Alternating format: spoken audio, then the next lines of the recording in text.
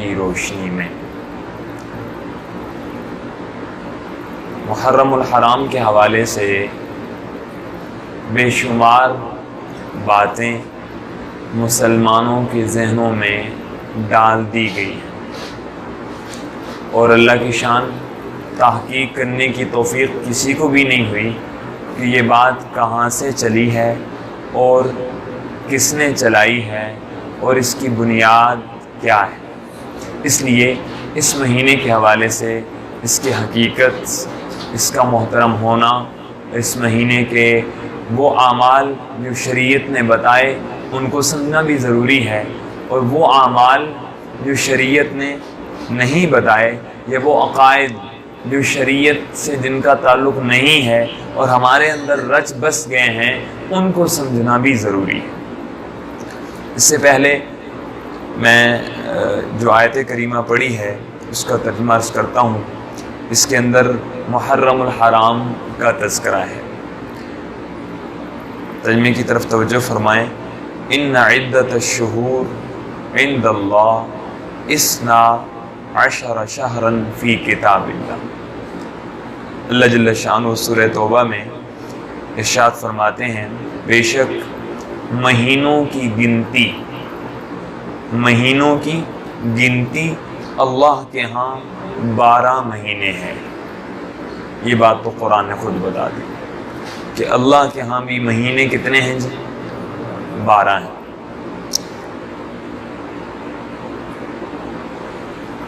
یوم فی کتاب اللہ یوم خلق السماوات والارض، اللہ کی کتاب میں طے ہیں اس دن سے جس دن اللہ نے آسمانوں اور زمینوں کو پیدا فرمایا۔ اس دن سے اللہ کے ہاں اللہ کی کتاب میں مہینوں کی گنتی کتنی ہے جی؟ 12۔ شکر ہے یہ تو ٹھیک چل رہی ہے جی۔ منہا اربعۃ حرم، اس بات کو آپ نے سمجھنا ہے۔ منہا، ان 12 مہینوں میں سے، قرآن کہہ رہا ہے ان 12 مہینوں میں سے اربعۃ، اربع عربی زبان میں 4، 4 سمجھتے ہیں؟ 4 اللہ کرے اربع بھی سمجھنے لگ جائے ہے جی۔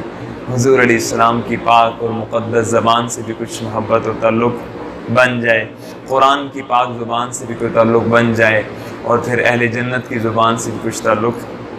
پروگرام ہے جنت میں جانے کا، عربی آتی کوئی نہیں، آپ کو کیا کریں گے وہاں؟ عربی سیکھ لیں تاکہ جنت میں جانے میں آسانی ہو جائے۔ قبر میں فرشتے نے سوال بھی عربی میں کر لیں، ایسی ہے پتہ چلے گا جی حضور عدیل صاحب۔ تو منہا، ان 12 مہینوں میں سے اربعۃ، 4 مہینے حرم، معنی محترم ہیں۔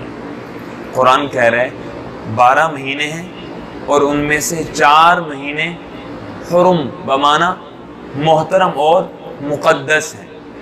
اب یہاں قرآن نے نہیں بتایا کہ وہ 4 مہینے کون سے ہیں جو اللہ کے ہاں دیگر 8 مہینوں سے زیادہ محترم ہیں۔ اس کی تشریح کس کے ذمہ ہے؟ رسول پاک علیہ السلام کے ذمہ ہے۔ ہم نے آپ پہ قرآن اتارا ہے میرے حبیب لتبین للناس، تاکہ قرآن کے اجمال کو آپ تفصیل کے ساتھ امت میں بیان فرمائیں۔ اس لیے قرآن کو سمجھنے کے لیے حدیث پاک کی بنیادی ضرورت ہے۔ کوئی قرآن بغیر حدیث کو سمجھے کوئی قرآن نہیں سمجھ سکتا۔ اور قرآن کہہ رہے ہیں 4 مہینے محترم ہیں، آیت میں تو نہیں بتایا گیا کہ کون سے 4 مہینے ہیں، تو کون بتائے گا جی؟ جن پر قرآن اترا ہے، جو قرآن لائے ہیں، وہ بتائیں گے کہ 4 مہینے کون سے ہیں۔ تو حدیث میں آتا ہے ان 4 مہینوں کا تذکرہ ذوالقعد، ذوالحج اور محرم الحرام، 3 مہینے یہ اکٹھے ہیں، اور 4تھا مہینہ رجب۔ ان 4 مہینوں کو شریعت نے محترم مہینے شمار کیا ہے۔ یہ 3 مہینے اکٹھے ہیں۔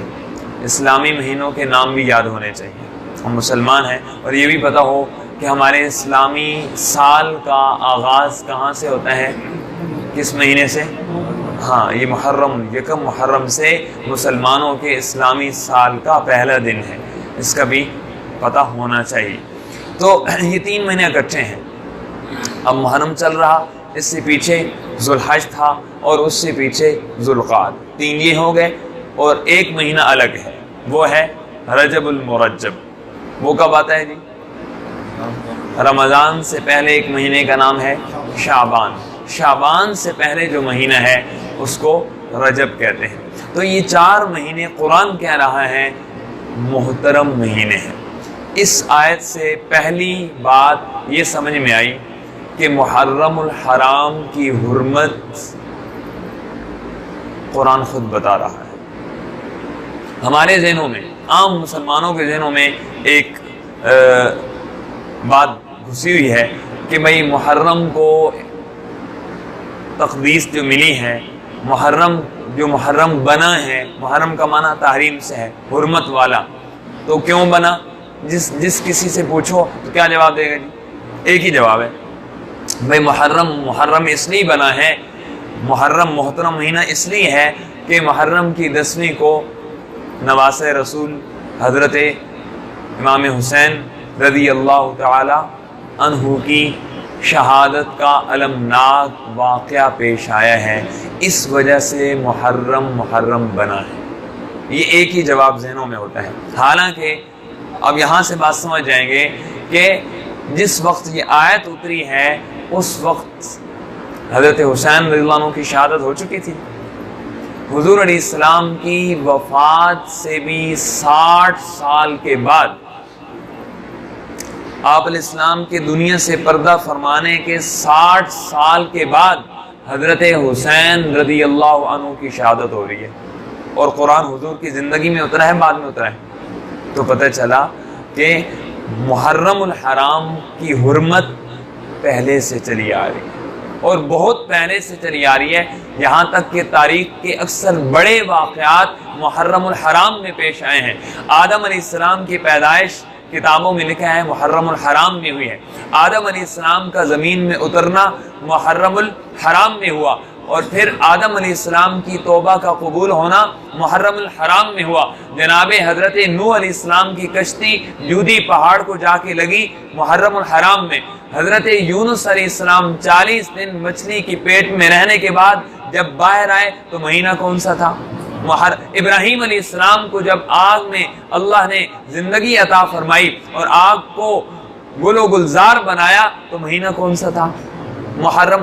فرعون کے مظالم سے جناب موسیٰ علیہ السلام کو جس مہینے میں نجات ملی ہے وہ مہینہ کون سا تھا؟ یہاں تک کہ آتا ہے کتابوں میں کہ قیامت کا المناک حادثہ اور واقعہ یہ بھی کس مہینے میں ہوگا؟ محرم الحرام۔ اور اب کون سا مہینہ چل رہا ہے؟ محرم الحرام۔ تو گھبرائیں نا، اس بات کی تو میں گارنٹی دیتا ہوں کہ انشاءاللہ اس مہینے میں یہ جو محرم چل رہا ہے اس محرم میں قیامت قائم نہیں ہوگی، یہ تو میں گارنٹی دیتا ہوں، آپ کو تسلی ہے جی۔ اس لیے مولوی صاحب نے گارنٹی دے دی ہے، اب موج کرو جی، اب کچھ اگلے محرم تک 2 نمبریاں کرتے رہو، اگلے محرم سے پہلے پھر مولوی صاحب سے رابطہ کر لیں گے، یعنی مولوی صاحب اس محرم میں کیا قیامت قائم ہونی ہے کہ ہم توبہ کر لیں؟ ہاں، اس لیے یہ کہہ رہا ہوں کہ حدیثوں میں قیامت کے قائم ہونے کی بڑی بڑی نشانیاں بتائی گئی ہیں، کوئی 30 کے قریب چھوٹی نشانیاں ہیں، وہ تقریباً پوری ہو چکی ہیں۔ قیامت کے قائم ہونے کی کچھ چھوٹی نشانیاں تقریباً، جن میں اولاد کا، والدین کا نافرمان ہو جانا، حتیٰ کہ بیٹیوں کا بھی ماؤں کا نافرمان ہو جانا، نعوذ باللہ زنا کا عام ہو جانا، اور اچانک موت کا عام ہو جانا، شراب گانے کا عام ہو جانا، موسیقی کا عام ہو جانا، یہ موٹی موٹی علامات تو پوری ہو چکی ہیں، لیکن اس کے بعد بھی حدیثوں میں آتا ہے 12 قیامت کے قائم ہونے کی بڑی علامات ہیں، 12 بڑی بڑی علامات ہیں، ان 12 میں سے ابھی پہلی علامت بھی ظاہر، ان 12 بڑی قیامت کے قائم ہونے کی بڑی نشانیوں میں سے 12 بڑی نشانیاں ہیں، ان میں پہلی نشانی ہے جناب امام مہدی علیہ السلام کا ظہور۔ یہ انشاءاللہ اللہ نے کبھی موقع دیا تو قیامت کی 12 نشانیاں آپ کو سنائیں گے، قریب ہی کسی درس میں انشاءاللہ عرض کریں گے کہ جو قرب قیامت بالکل قریب پہلی یہ ہے، اور حدیثوں میں آتا ہے آخری نشانی ایک دن آئے گا کہ لوگ سو رہے ہوں گے تو سورج بجائے مشرق سے طلوع ہونے کے مغرب سے طلوع ہو، اس کے بعد جو موجودہ انسان ہوں گے ان پر توبہ کا دروازہ بند ہو جائے، بس۔ حدیث میں آتے ہیں 2 موقع ایسے ہیں جن موقعوں پر آ کر اللہ توبہ کو قبول کرنا بند کر دیتا، توبہ کرے بھی صحیح تو دروازہ بند۔ ایک یہ موقع، اور دوسرا انسان جب حالت غرغرہ میں ہوتا ہے۔ حالت غرغرہ کہتے ہیں وہ جان کنی کا عالم، جس وقت بندے کی روح یہ گلے تک، حلق تک پہنچتی ہے اور بس وہ سانس اکھڑ رہا ہوتا ہے، اس وقت اگر خیال آ جائے ارے ظلم کی اپنی جان پہ، دنیا کی دوڑ لگاتے لگاتے آخرت کو بھلا کے چلتا رہا، اب توبہ کروں، تو اب توبہ کا دروازہ اکثر علماء فرماتے ہیں بند ہو چکے ہیں۔ اس سے پہلے جب چاہے اللہ کے دروازے کھلے ہیں۔ رابعہ بصریہ رحمہ اللہ رات کی تنہائیوں میں ہاتھ اٹھا کے اللہ سے دعا کر رہی ہیں، اور زبان پہ عجیب جملہ آیا، اے مولا، اے بادشاہوں کے بادشاہ، میں اس وقت میں تجھ سے مانگ رہی ہوں جس وقت میں ساری دنیا کے بادشاہوں نے اپنے دروازے بند کر لی ہیں، اے بادشاہوں کے بادشاہ، تیرے دروازے رات کی اس تاریکی میں بھی کھلے ہوئے۔ تو بہرحال محترم مہینوں میں سے 4 مہینے ہیں جن میں ایک محرم الحرام ہے۔ آگے 2 باتیں ترجمہ پورا کر لیں۔ فلا تظلم ذالک الدین القیم، فرمایا یہ مضبوط دین ہے۔ فلا تظلموا فیہن انفسکم، فرمایا ان 4 محترم مہینوں میں اپنی جانوں پہ ظلم نہ کرو، گناہوں میں لگ کے، شریعت کی حدود کو کراس کر کے، ان مہینوں کے متعلق جو شریعت نے احکامات دیے ان میں لگ کر، شریعت کی حدود کو کراس کر کے اپنی جانوں پہ ظلم نہ کرو۔ وقاتل المشرکین کافہ، اور مشرکین کے ساتھ قتال کرو، کافہ، سارے کے سارے مشرکوں کے ساتھ، کما یقاتلونکم کافہ، جیسا کہ وہ سارے کے سارے تمہارے ساتھ قتال کرتے ہیں۔ آخر میں فرمایا وَاعْلَمُوا أَنَّ اللَّهَ مَعَ الْمُتَّقِينَ، خوب جان لو اللہ تقوی والوں کے ساتھ ہے۔ اللہ متقین، پرہیزگار، جو شریعت کی حدود میں زندگیاں بسر کر رہے، ان کے ساتھ کون ہے؟ اللہ۔ بہرحال محرم الحرام کے حوالے سے بڑی اہم چند باتیں ہیں، بڑی توجہ کے ساتھ اس کو سنیں، سمجھیں۔ 2 چیزیں تو صراحتاً حدیث میں محرم کے حوالے سے ملتی ہیں۔ پہلی روایت میں آتا ہے آپ علیہ الصلوۃ والسلام جب مکہ مکرمہ سے ہجرت کر کے مدینہ طیبہ تشریف لے گئے تو آپ نے دیکھا کہ یہودی لوگ 10ویں محرم، جس کو ہم عاشورہ کا دن کہتے ہیں، 10ویں محرم کا روزہ رکھتے تھے۔ آپ علیہ الصلوۃ والسلام نے ان سے پتہ کروایا کہ بھائی تم 10 محرم کو کیوں روزہ رکھتے ہو، کس وجہ سے روزہ رکھتے ہو؟ تو یہودیوں کی طرف سے یہ بات پہنچی کہ 10 محرم کو ہمارے نبی موسیٰ علیہ السلام کو اللہ نے فرعونیوں کے مظالم سے نجات عطا فرمائی تھی، اور فرعون اپنے لشکر سمیت، لاکھوں اپنے محافظین سمیت پانی کی موجوں میں غرق ہوا تھا۔ اس خوشی میں ہم 10ویں محرم کو روزہ رکھتے ہیں۔ جب آقا علیہ السلام یہ بات سنی تو عجیب جملہ ارشاد فرمایا، ارے بھائی، صحابہ کو فرمایا، ارے بھائی، موسیٰ تو میرے نبی بھائی ہیں، موسیٰ تو میرے نبی بھائی ہیں، تو اگر یہودی موسیٰ علیہ السلام کی نجات پر خوشی مناتے ہیں تو ہمیں بھی موسیٰ علیہ السلام کی نجات پر خوشی مناتے ہوئے روزہ رکھنا چاہیے۔ اور آگے ایک بات ارشاد فرمائی، میں خالف الیہود والنصارى، تو میرے صحابہ یہود و نصارہ کی مخالفت کرو۔ آئندہ سال اگر میں زندہ رہا تو میں انشاءاللہ 10ویں محرم کا روزہ رکھوں گا، لیکن صرف 10ویں کا روزہ نہ رکھنا، خالف الیہود والنصارى، فرمایا میرے صحابہ عبادت میں بھی یہود و نصارہ کی مشابہت اختیار کرنے کی اجازت نہیں ہے۔ اگر میں اگلے سال زندہ رہا 10ویں کا روزہ رکھوں گا اور اس کے ساتھ ایک روزہ مزید رکھوں گا۔ اور امت کو بھی نصیحت فرمائی کہ 10ویں کا اکیلے روزہ نہ رکھو، اس سے یہودیوں کے ساتھ کیا ہوگی؟ مشابہت ہوگی۔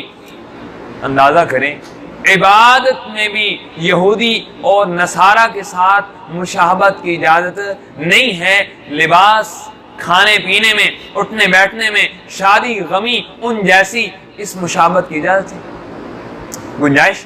اس لیے فرمایا من تشبہ بقوم فہو منہم، جن جیسے بنو گے قیامت کے دن انہی کے ساتھ اٹھو۔ ہاں، حضور جیسے بنو گے، صحابہ جیسے بنو گے، قیامت کے دن میرا رب اس صدی میں پیدا ہونے والے ان کمزور مسلمانوں کو بھی انشاءاللہ صحابہ کے قدموں میں جگہ دے دے گا۔ جن جیسے بنو گے ان کے قدموں میں اٹھو۔ ہاں، اس لیے فرمایا کہ اکیلا 10ویں کا روزہ نہ رکھو، بلکہ اس کے ساتھ یہ 9ویں کا روزہ ملا لو یا 11ویں کا روزہ ملا لو۔ اور ساتھ آپ علیہ السلام نے نفع بھی بتایا۔ یہ آپ علیہ السلام کا مزاج گرامی تھا، جب بھی امت کو کوئی عمل بتایا ساتھ ہی اس کا ریٹ بتا دیتے تھے، کیونکہ انسانی مزاج کیا ہے؟ نفع کی طرف آدمی دوڑتا ہے، قدرتی طبیعت ہے، جس چیز کا نفع سامنے آتا ہے اس کے لیے قربانی اور محنت کرتا ہے۔ آپ علیہ السلام نے ارشاد فرمایا کہ جس نے 10ویں کا روزہ رکھا، اللہ اس ایک روزے کی برکت سے اس کے گزشتہ 1 سال کے گناہوں پہ معافی کا قلم پھیر دے۔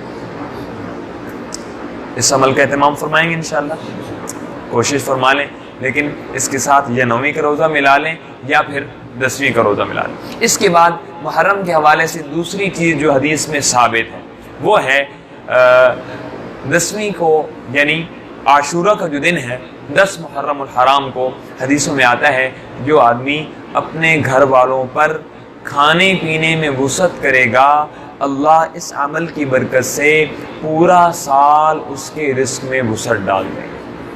اگرچہ اس حدیث پہ کچھ کلام کیے گئے ہیں، لیکن اس کی معیدات ہیں، اس وجہ سے اس حدیث کو فضائل میں بیان کرنے کی گنجائش ہے، اور علماء نے مستحب درجہ لکھا ہے کہ جو آدمی اپنے گھر والوں پہ اس دن میں، اب دیکھیں حدیث کے الفاظ کے ہیں، اپنے گھر والوں پہ کھانے پینے میں وسعت کرے، اس کو اللہ پورا سال اس کے لیے روزی میں وسعت کر دیں گے۔ بس جتنی بات حدیث میں ہے نا اسی پہ عمل کرنا ہے، گھر والوں کے لیے کھانے پینے میں وسعت کرنی ہے۔ اب لے کے جناب پورے شہر میں سبیل لگا دی اور پھر اس میں نیت بھی پتہ نہیں کون سی، نیاز حسین اور اللہ کے غیر کے کتنے وہ نیتیں، وہ سارا نہیں، حدیث میں جتنی بات آتی ہے اس پہ عمل کریں، اللہ اس کی برکتیں آپ کو۔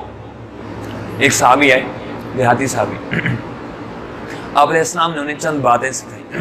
ہاں بھائی، نماز پڑھتے رہنا، روزہ رکھتے رہنا، زکوٰۃ دیتے رہنا، تو 4-5 باتیں بتائیں۔ تو اس کے بعد اس دیہاتی نے ایک جملہ فرمایا، یا رسول اللہ صلی اللہ علیہ وسلم، جو بات آپ نے ارشاد فرمائی ہے نہ میں اس میں کمی کروں گا نہ میں اس میں زیادتی کروں گا۔ یہ جملہ کہہ کے وہ دیہاتی صحابی ایسے رومال رکھا، اپنی دھوتی کندھے پہ رکھی، اپنی لاٹھی اٹھائی، جوتے اٹھائے، وہ مسجد سے نکلنے لگے۔ آپ نے فرمایا میرے صحابہ جنتی شخص دیکھنا ہو تو وہ جا رہے، جنتی شخص دیکھنا ہو تو وہ جا رہے۔ یا رسول اللہ صلی اللہ علیہ وسلم، جو بات آپ کی زبان اقدس سے سن لی ہے نہ اس میں کمی کروں گا نہ اس میں زیادتی کروں گا، من و عن اس پہ عمل کرتا رہوں گا۔ فرمایا جنتی دیکھنا ہو تو وہ جا رہے۔ جو بات شریعت کی طرف سے ہم تک پہنچی ہے اس پر بغیر کمی بیشی کے عمل کرنا یہ عین سنت ہے، وگرنہ بدعت بن جائے گی اور دائیں بائیں گمراہی کے رستے نکلیں گے۔ بہرحال تو یہ 2 چیزیں تو حدیث میں ملتی ہیں، بات سمجھا گی؟ ایک 10ویں کا روزہ، اور نمبر 2 کھانے پینے میں گھر والوں پہ وسعت کرنا۔ 10ویں کا روزہ سنت کہلاتا ہے اور یہ وسعت یہ مستحب درجے کا عمل ہے۔ اس کے علاوہ بے شمار غلط فہمیاں ہمارے ذہنوں میں کوٹ کوٹ کے بھری گئی۔ نمبر 1، پہلی بڑی اچھی طرح سمجھنا ہے اس کو، اور پورے دلائل کے ساتھ عرض کروں گا، ذرا سی انشاءاللہ تشنگی باقی نہیں رہے گی، اشکال باقی نہیں ہوگا۔ محرم الحرام میں سرگودا میں میں اہل سنت والجماعت کی بات کر رہا ہوں، دوسری برادری کا تو تذکرہ ہی نہیں کر رہا نا. اہل سنت والجماعت، یہ سارے اہل سنت والجماعت ہیں نا، الحمدللہ کہہ دیں الحمدللہ. اللہ کا شکر ہے، سنت اور صحابہ سے تعلق ہے، اللہ کا کرم ہے. تو اہل سنت والجماعت یہ جو مجمع بیٹھا ہوا ہے، ان کے خاندانوں گھروں میں شادیاں ہوتی رہتی ہیں یا رک جاتی ہیں؟ جی گھبرائیں نہیں، ہوتی ہیں یا رک جاتی ہیں؟ سچ بتائیں. رک جاتی ہیں. ہمارے خاندانوں میں شادیاں رک جاتی ہیں. کیوں؟ کیوں؟ جواب کیا آئے گا؟ مولانا حضرت حسین رضی اللہ عنہ کی شہادت ہوئی ہے، سوگ کا مہینہ ہے، غم کا مہینہ ہے. آپ کی دلیل، آپ کی بات سر آنکھوں پہ. لیکن اب چند سوالات ہیں جو ان پڑھ سے ان پڑھ آدمی بھی سمجھ سکتا ہے. بھائی سوال یہ ہے کہ اگر 10 محرم کو دیکھیں، دوسرے پہلو کی طرف نہیں جانا، الیاذ باللہ اہل بیت کرام کی شان میں ذرا سی گستاخی خطرہ ہے، ایمان سے بندہ فارغ ہو جائے. ہاں اہل بیت کرام ہمارے سر کا تاج ہے رب کی قسم. اور میں اکثر کہتا ہوں، ہم وہ اہل سنت والجماعت خوش نصیب طبقہ ہیں جیسے رب نے صحابہ کرام کی عظمت اور محبت ہمارے دلوں میں رکھی ہے، ایسی میرے رب نے اہل بیت کرام کی عظمت ہمارے دلوں میں رکھی. اور حدیثوں میں آتا ہے، فرمایا میرے امتیوں ترکت فیکم، میں تم میں 2 چیزیں چھوڑ کے جا رہا ہوں. ایک کتاب اللہ کی کتاب، اور دوسرا وعطرتی، میرے اہل بیت. ان 2 چیزوں کو تھام کے رکھنا، اللہ کی کتاب کو اور اہل بیت کرام کو. کتاب اللہ، اس قرآن کے ساتھ رشتہ مضبوط رکھنا، اور میرے اہل بیت کے ساتھ رشتہ مضبوط رکھنا. آگے کیا فرمایا؟ لن تضلوا ابدا، کبھی بھی گمراہ نہیں ہوگے. قرآن سے رشتہ مضبوط رکھنا اور اہل بیت کرام سے رشتہ مضبوط رکھنا، کبھی گمراہ نہیں ہوگے. تو بھائی اہل بیت کرام تو ہمارے سر کے تاج ہے. لیکن ایک بات سمجھانا چاہتا ہوں، ایڈوانس اس لیے بات کر دی ہے، خدا نہ خواستہ کسی کے ذہن میں کوئی منفی پہلو نہ جائے. سوال یہ ہے بھائیوں، اگر حضرت حسین رضی اللہ عنہ کی شہادت کی وجہ سے 10 محرم سوگ اور غم کا مہینہ ہے، تو بتائیں حضرت حسین رضی اللہ عنہ جیسے 1 نہیں 2 نہیں 20 سینکڑوں عظیم صحابہ کرام شہید ہوئے یا نہیں ہوئے؟ جس مظلومانہ درد مندانہ انداز میں جناب حضرت حسین رضی اللہ عنہ کو کربلا میں شہید کیا گیا، اسی طرح مظلومانہ انداز میں حضرت عثمان غنی رضی اللہ عنہ کی شہادت ہوئی ہے نہیں؟ بتائیں، رب کی قسم آپ پڑھیں، آپ حضرت عثمان غنی رضی اللہ عنہ کی شہادت کا واقعہ پڑھیں، پڑھا نہیں جائے گا. اگر ذرا سا ایمان سینے میں ہوگا آپ برداشت نہیں کریں گے. حضرت عثمان غنی رضی اللہ عنہ کی شہادت کس طرح ظلمن ہوئی. وہ خون کے قطرے جو قرآن پہ گرے ہیں اور جس آیت پہ گرے ہیں تاریخ گواہ ہے، فَسَيَكْفِيكَهُمُ اللَّهُ. اور عجیب اتفاق ہے، حضرت عثمان رضی اللہ عنہ کو جب شہید کیا گیا قرآن پڑھ رہے تھے، اور قرآن پڑھتے جب شہید ہوئے تو خون کے قطرے اس آیت پہ گرے. اور آیت کا ترجمہ کیا ہے؟ سبحان اللہ، فَسَيَكْفِيكَهُمُ اللَّهُ. اے داماد رسول، اے ذوالنورین عثمان غنی، فَسَيَكْفِيكَهُمُ اللَّهُ، یہ جو ظالم تجھ پہ ظلم کر رہے، تیرا اللہ ان کے لیے کافی ہو جائے گا. یہ آیت پڑھ رہے تھے اور اب سوال یہ ہے کہ حضرت عثمان رضی اللہ عنہ کی شہادت کس مہینے میں ہوئی؟ اس مجلس میں جن بھائیوں کو پتا ہے وہ صرف ہاتھ کھڑا کر دیں. 1 2 3 4 5. ہم تھوڑا سا ذرا ہوش میں آئے. ہمارا اپنے بڑوں سے کیا تعلق ہے؟ یہ کوئی چھوٹا شخص، اور بھائیوں یہ کوئی چھوٹا شخص ہے جن کو کیا کہتے ہو؟ عثمان ذوالنورین. ذوالنورین کیوں کہتے ہیں؟ ایک بیٹی بھی پیارے نبی نے ان کو دے دی اور دوسری بیٹی بھی ان کو دے دی. 2 نوروں والے آقا علیہ السلام کی بیٹیوں کی عظمت، آقا علیہ السلام کا بیٹیوں سے تعلق پڑھیں تو صحیح کتابوں میں، سفر میں تشریف لے جاتے، سب سے آخر میں بیٹیوں کے گھروں میں جاتے اور سفر سے واپس آتے سب سے پہلے بیٹی کے گھر میں جاتے تاکہ جدائی کم ہو۔ اتنا تعلق اور اتنی محبت، ایک بیٹی بھی ان کے نکاح میں دے دی، اور اسی وجہ سے تو کیا کہا جاتا ہے؟ عثمان واہ، عثمان واہ۔ حضور فرما رہے عثمان کمال ہے، تو اس سے تو فرشتے بھی حیا کرتے۔ مقام فضائل اپنی جگہ۔ حضرت عثمان کی شہادت ہوئی ہے 18 ذو الحج کو۔ کس مہینے میں جی؟ 18 ذو الحج۔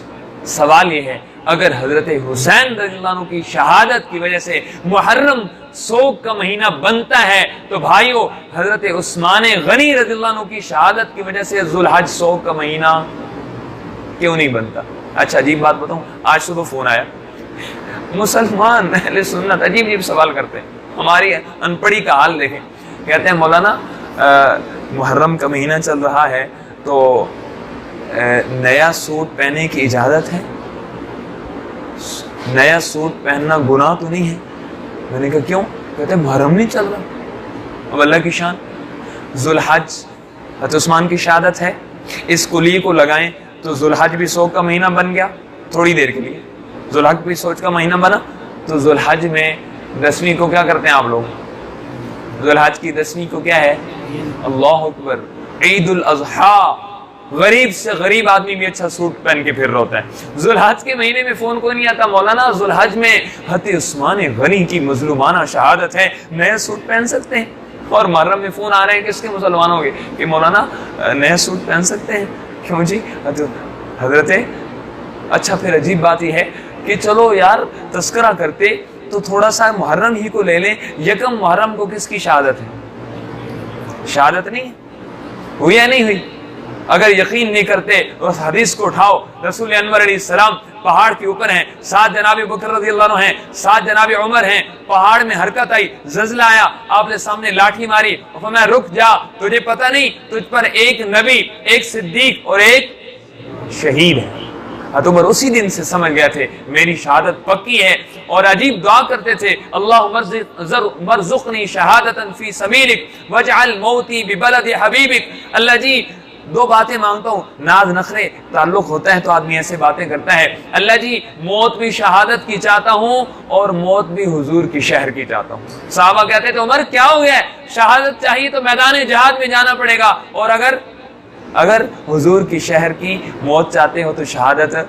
عمر کہتے تھے تمہیں کیا بتایا، وہ سن چکے تھے شہادت پکی ہے۔ ساتھ دوسری فضیلت کمانا چاہتے تھے، آپ علیہ السلام نے ارشاد فرمایا میرے امتیو جس سے ہو سکے میرے شہر میں مر جانا اور جنت البقیع میں دفن ہو جانا۔ میرا جو امتی میرے شہر میں مرا، جنت البقیع میں اسے دفن ہونا نصیب ہو گیا، اکون لہو شفیعا یوم القیامہ، قیامت کے دن جنت البقیع میں مدفون سارے مسلمانوں کے سفارش اللہ کے ہاں کروں۔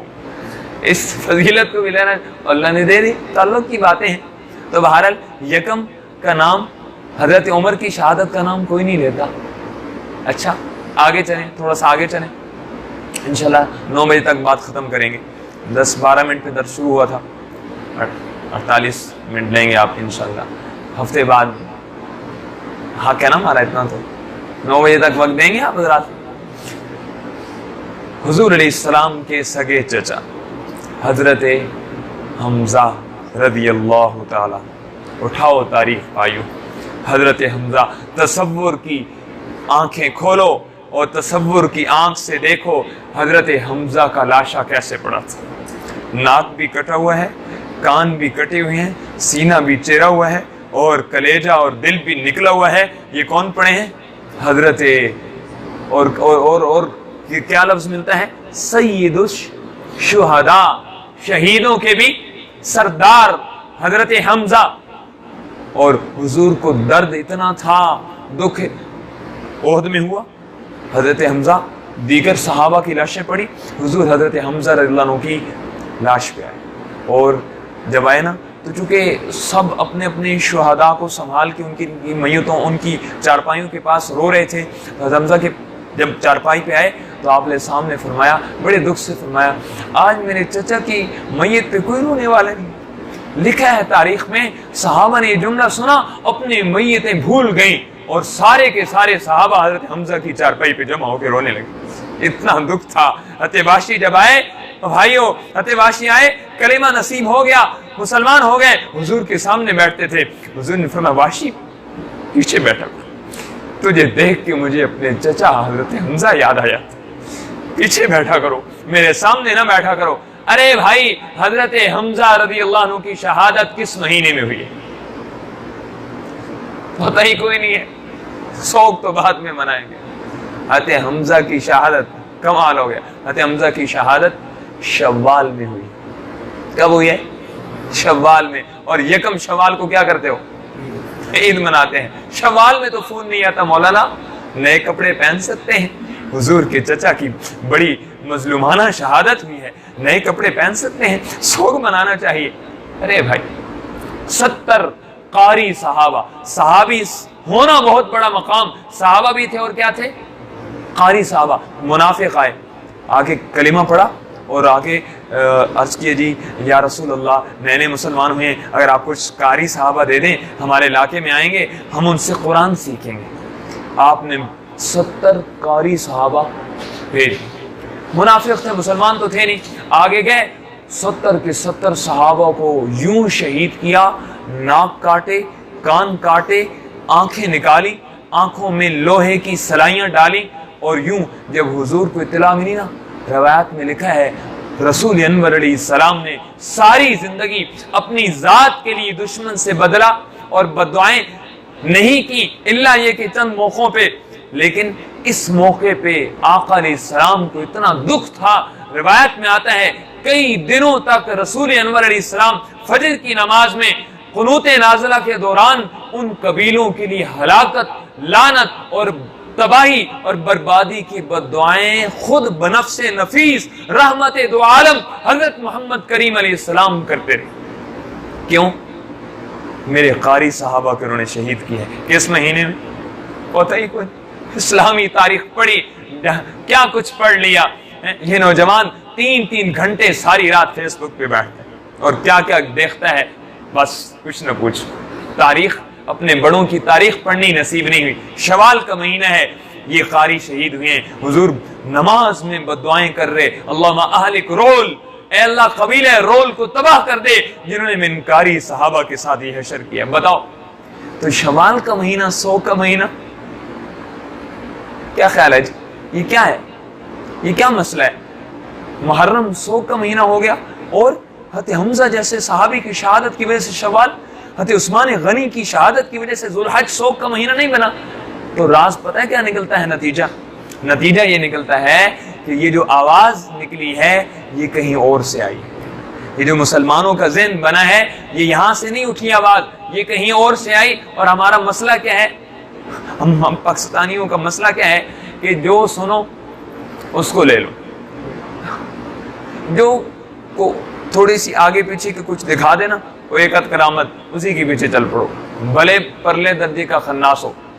سنا ہے کہ کچھ سال پہلے یہ ایک الو کے پٹھے نے یہاں فیصل آباد میں وہ اپنا نبوت کا دعویٰ کیا، مہدی ہونے کا دعویٰ کیا، تو میں نے خود اخبار میں پڑھا کہ ایک جتھا اچھا بھلا ایک مجمع اس کے پیچھے بھی چل پڑا۔ کمال ہے، اس کے پیچھے بھی چل پڑا جی، کمال ہو گیا۔ دستے میں نے گھڑیوں دے پیچھے، انا للہ و انا الیہ راجعون۔ تو بھائی اچھا مسئلہ بھی ساتھ سمجھ لیں، بس آخری چند باتیں مسئلہ سمجھ لیں۔ شریعت مطہرہ نے سوگ منانے کا حکم 2 موقعوں پہ دیا ہے، اچھی طرح سمجھیں اس مسئلے کو۔ سوگ منانے کا حکم، سوگ مانا غم منانا، 2 موقعوں پہ شریعت نے سوگ منانے کا حکم دیا ہے، صرف اجازت نہیں، حکم دیا ہے۔ اگر کسی عورت کا خامن فوت ہو جائے، کسی عورت کا خامن فوت ہو جائے تو شریعت حکم دیتی ہے یہ بی بی 4 مہینے اور 10 دن خامن کی جدائی میں سوگ منائے، اور صرف اجازت نہیں، واجب ہے۔ عدت کا مطلب کیا ہوتا ہے؟ عدت کا لفظی معنی ہے شمار کرنا، یہ 4 مہینے 10 دن شمار کرے، گنے، اور حقیقت میں عدت کیا ہے؟ خامن کی جدائی میں غم منائے۔ اور اس کی دلیل ہے کہ کتابوں میں لکھا ہے کہ اس کو ان دنوں میں اس کے لیے میک اپ کرنا حرام ہے، خوشبو لگانا حرام ہے، اور بناؤ سنگار کرنا حرام ہے، 4 ماہ 10 دن شریعت اس کو حکم دے رہی ہے، یہ کیا کرے جی؟ خاوند کی جدائی میں سوگ منائے۔ نمبر 2، اگر کسی کا قریبی رشتہ دار فوت ہو جائے، بھائی، بہن، والد، والدہ، بیٹا، بیٹی، کوئی بھی، تو شریعت کہتی ہے 3 دن اس کی جدائی میں کیا کرو جی؟ سوگ مناؤ۔ 3 دن سوگ، اس کے لیے سال ثواب بھی کرو، اور غم کی جو ایک کیفیت جیسے ہمارے یہاں ہوتا ہے۔ 4تھے دن کی اجازت نہیں، قریبی رشتہ دار، باپ فوت ہو گیا، 3 دن سوگ مناؤ۔ 4تھے دن کی اجازت دلیل دیتا ہوں، حضرت ام سلمہ کہہ دو رضی اللہ عنہا، جانتے ہیں کون ہے؟ حضور علیہ السلام کی زوجہ محترمہ، ہماری ماں۔ حضرت کم سے کم ماؤں کے نام تو، ماں کا نام تو پتہ ہونا چاہیے، ماں کا تعارف تو ہونا چاہیے۔ اللہ اکبر۔ حضرت ام سلمہ رضی اللہ عنہ کے والد کا انتقال ہو گیا۔ سبحان اللہ، حضور کے زمانے کی عورتوں نے کیسے دین سمجھا ہے۔ حضرت ام سلمہ کے والد کا انتقال ہو گیا، جب 4تھا دن آیا خوشبو لگانے لگی، خوشبو نکال کے لگا۔ ایک عورت نے کہا، بی بی کیا کر رہی، اور 3 دن پہلے تو تیرا ابا مرا ہے اور تم خوشبوئیں لگا رہی ہو۔ حضرت ام سلمہ، سبحان اللہ، قربان جائے اس زمانے کی عورت نے کیسے شریعت کو سمجھا ہے۔ حضرت ام سلمہ کہتی ہیں، بی بی میں نے اپنے کانوں سے رسول انور علیہ السلام کی زبانی یہ حدیث سنی ہے کہ عورت کے لیے حلال نہیں ہے، اس عورت کے لیے حلال نہیں ہے جو اللہ پر، اللہ کے رسول پہ اور آخرت پہ ایمان رکھتی ہو، اس کے لیے حلال نہیں ہے کہ خاوند کی وفات کے علاوہ کسی کے مرنے پہ 3 دن سے زیادہ سوگ منائے۔ اور یہاں کل ایک جگہ میرا درس تھا، وہاں عورتیں بھی تھیں، یہاں تو بیویاں نہیں ہیں، چلو آپ آگے بتا دینا، آپ کے فضائل میں ایک بات سنا رہا ہوں، آپ کی بیویاں ہوتی تو اور آپ کا کام بن جاتا، لیکن چلو آپ سنا دیں، کچھ نہ کچھ تو ہو ہی جائے گا۔ سبحان اللہ، خاوند کا مقام، باپ فوت ہو رہا ہے، باپ تو شریعت کے لیے 3 دن سوگ منانا ہے، اور خاوند فوت ہوتا ہے تو شریعت کہتی ہے 4 مہینے 10 دن تم نے سوگ منانا ہے۔ شریعت نے خاوند کا ایک مقام بتایا ہے، خاوند کے ساتھ ایک تعلق، یہ شریعت بتا رہی ہے کہ عورت کا شادی کے بعد سب سے بڑا تعلق کس کے ساتھ ہونا چاہیے، سب سے زیادہ خدمت اور سب سے زیادہ جس کی رضامندی چاہے وہ کون ہے؟ وہ خاوند ہے۔ ہاں، اس لیے حدیث میں آتا ہے کہ جو عورت اس حال میں مری کہ اس کا خاوند اس سے راضی تھا، ڈائریکٹ جنت کے دروازے اللہ کھول دیں گے۔ ہاں، تو بہرحال سوگ منانے کا حکم ان 2 موقعوں پہ، تیسرا کوئی موقع شریعت نے نہیں بتایا۔ نمبر 2، بس آخری 2-3 باتیں۔ 10ویں آ رہی ہے انشاءاللہ 10 محرم کو، اب شریعت تو کہتی ہے 10 محرم کو رکھو روزہ، اب روزہ رکھنا ہے ذرا مشکل، اب ساری قوم کہاں پہنچی ہوگی 10 کو جی؟ قبرستان جاتے نہیں جاتے؟ آپ نیک آدمی شریعت سمجھتے ہیں، وہ لوگ جاتے ہیں نہیں جاتے نہیں؟ 10ویں کو قبرستان میں رش ہوتا ہے کوئی نہیں ہوتا؟ بتاؤ یار، ہوتا ہے رش، کیوں؟ کہاں سے آئی؟ پورا سال ابا جی کی قبر نہیں دیکھی جی، 10ویں کو جا کے اس کو لپائی بھی ہو رہی ہے، اس کی چنائی بھی ہو رہی ہے، اس پہ پھول بھی اور لا الہ الا اللہ اپنی آنکھوں سے دیکھا اور کانوں سے سنا، بہت سارے سر پھرے، اللہ معاف فرمائے، لوٹے ہاتھ میں ہیں، جگ ہاتھ میں ہیں، اور قبروں میں کیا ڈال رہے ہیں؟ پانی ڈال رہے ہیں۔ کیا جی؟ اور کیسے مکان؟ او جی مردے پیاسے ہیں جی۔ سبحان اللہ، پورا سال پانی کسی نے بھیجا ہے؟ قبر میں پانی ڈال۔ ایک صاحب نے آپ کے سرگودا کے قبرستان میں مجھے قبر دکھائی، اپنی ناگناہگار آنکھوں سے دیکھی ہے، قبر بنی ہے پختہ قبر، اور اس قبر کے اندر ایک سبز رنگ کا پائپ لگا ہوا ہے۔ میں نے کہا یار یہ کیا؟ کہتے ہیں مولوی صاحب پکے عقیدے دے لوگ نے کہ میں 10ویں محرم کو اس پائپ سے پانی ڈالیں گے۔ لا الہ، میں نے اپنی آنکھوں سے دیکھی ہے، کوئی درمیان میں واسطہ نہیں ہے، اپنی آنکھوں سے دیکھا ہے۔ بھائی دیکھو یہ مسئلہ بھی سمجھ لیں، شریعت نے قبرستان جانے سے منع بلکہ حکم دیا اور ترغیب دی، اور سن لیں آپ کے لیے یہ پیکج دے رہا ہوں، مشکات شریف کی روایت ہے، آپ نے سامنے ارشاد فرمایا جو بیٹا اپنے ماں یا باپ کی قبر پہ ہر جمعے جائے، جمعے کو ماں باپ کی قبر کی زیارت کر لے، 2 انعام۔ نمبر 1، اللہ بیٹے کے جانے کی برکت سے اللہ والدین کی قبر کو ٹھنڈا کر دیں گے۔